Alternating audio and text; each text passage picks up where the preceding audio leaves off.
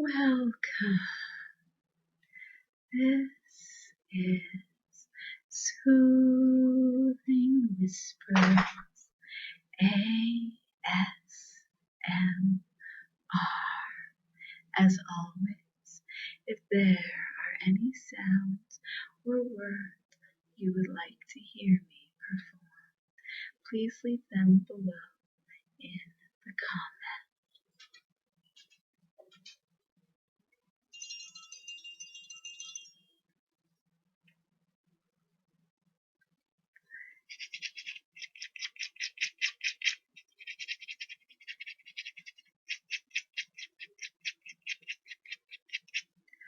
Fun fact, this pen was actually the gift from one of my ex's mothers.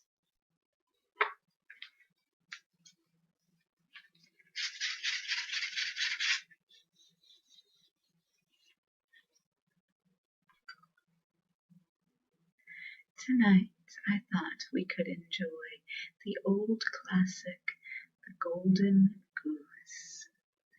There was once a poor man who had 3 sons. 2 of these thought themselves very clever. They laughed at their youngest brother and called him Dummling.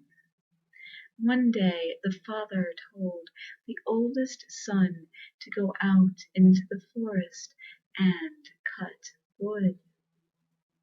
The mother gave him cake and wine to take with him for his dinner. On the way to the forest he met an old man dressed all in grey.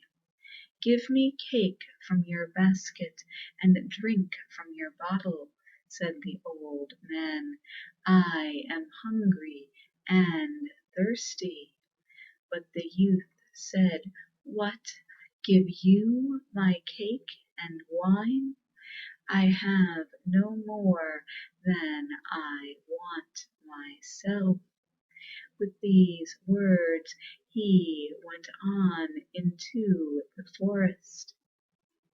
He had hardly begun to cut when the axe slipped and hurt his foot.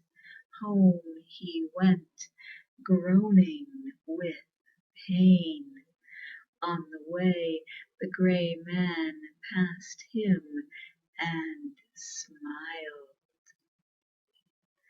Next day the father said to the second son, "Take the axe and go into the forest to cut wood, and do you be more careful than your brother was."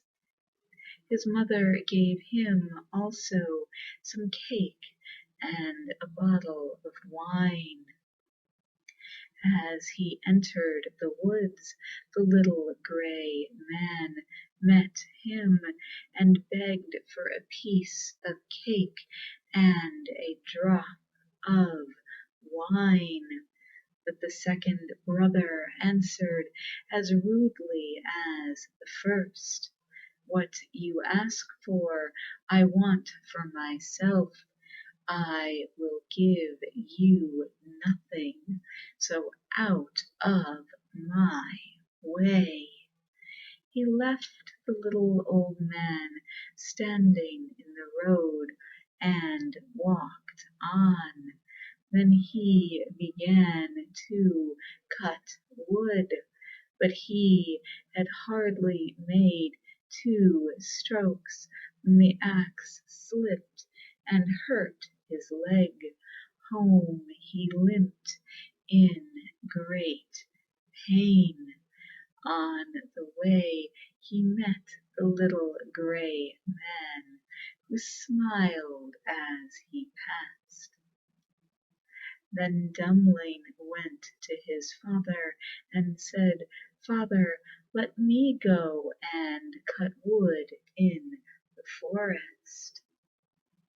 "No," said his father, "your brothers have both been hurt.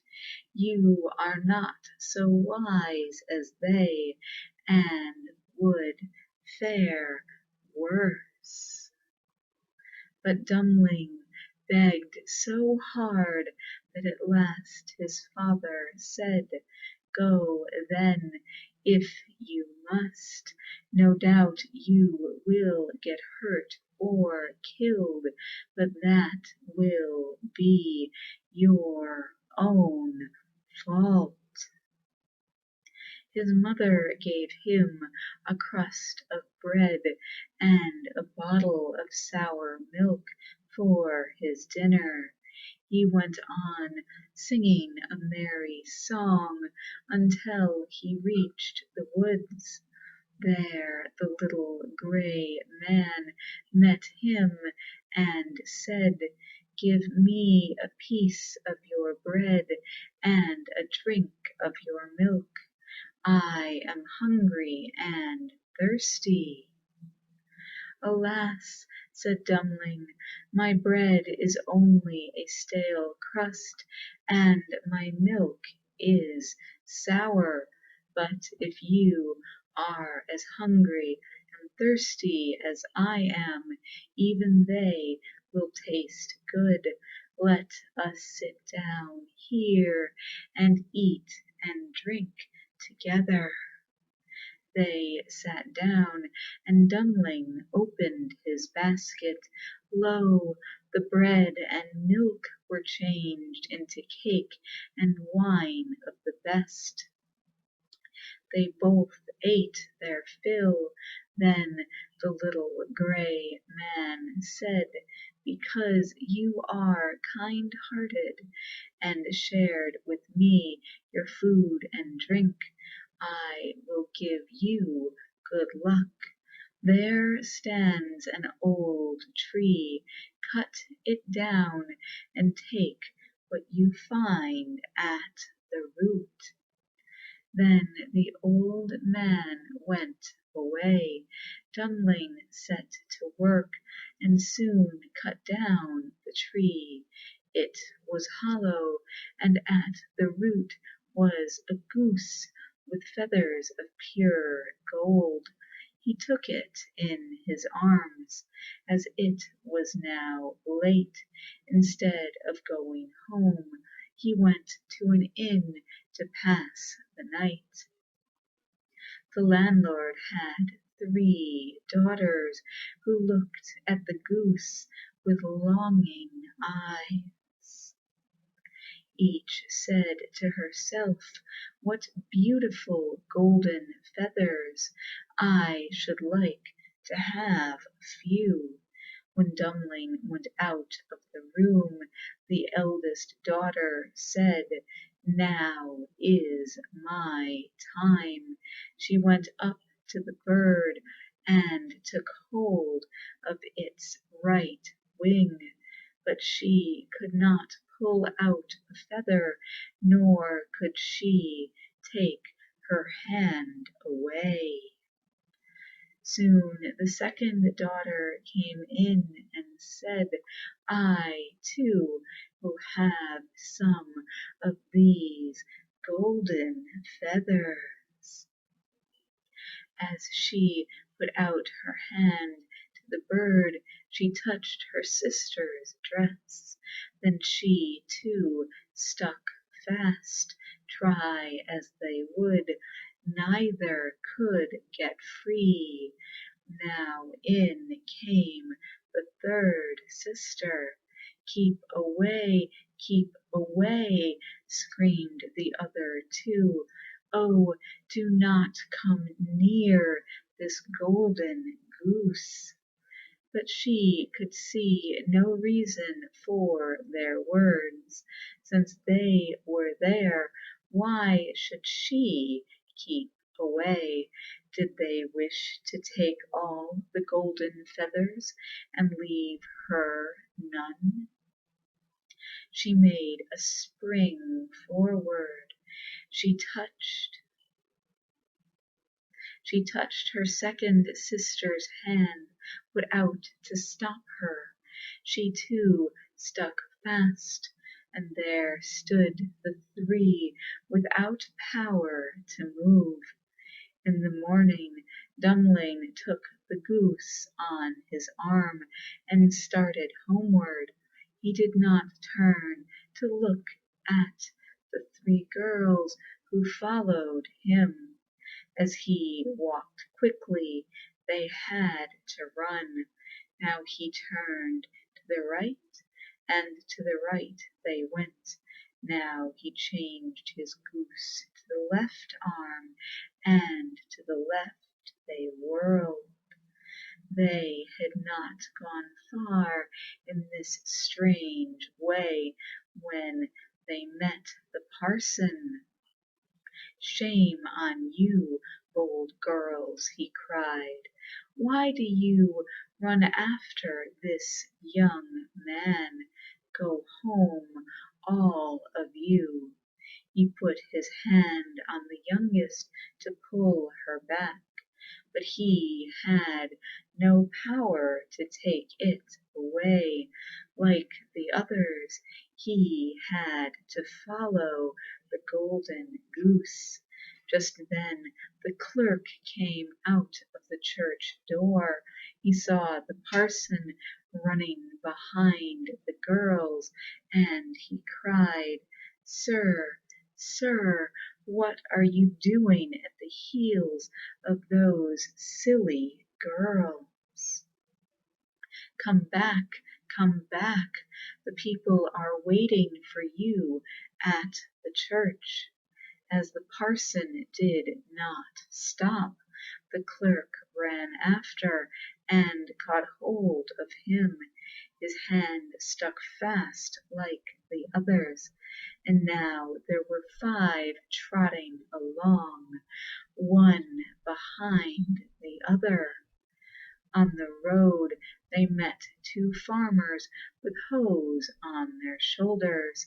"Come and get me loose, come and get me loose," cried the clerk, dancing up and down. They came, but they too stuck fast and had to follow. On went Dummling with his golden goose, and the 7 trotting on behind. After a while they came to a great city. Here lived a king who had one only child, a daughter. She was so sad and solemn that she had never been known to laugh. This was such a grief to the king that he said, "Any one who can make the princess laugh shall have her for his wife, and have half of my kingdom besides." Now Dummling drew near the king's palace, with the 7 following at his heels.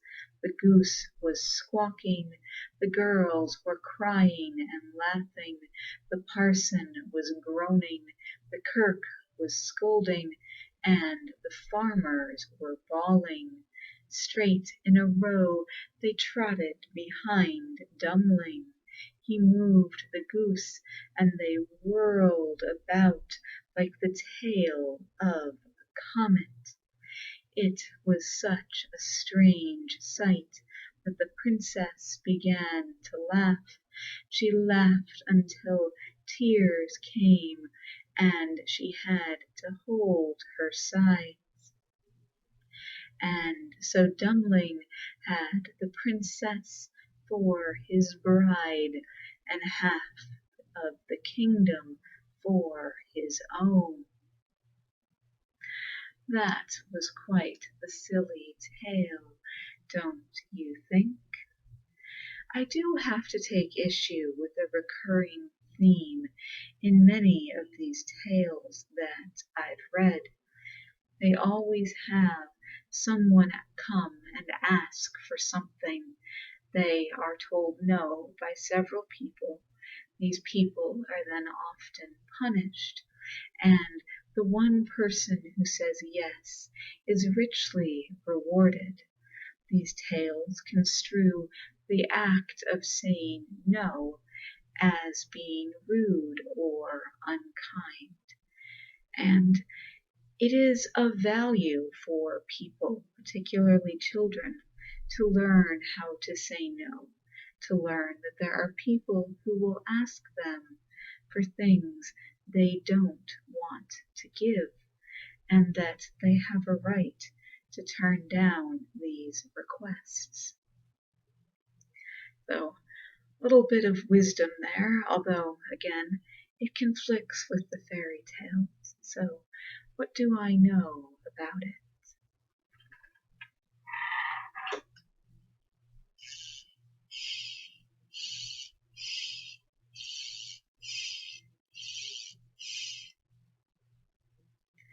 And I fear we have come to the end of our video.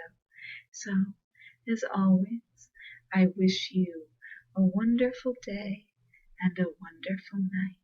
Sweet dreams.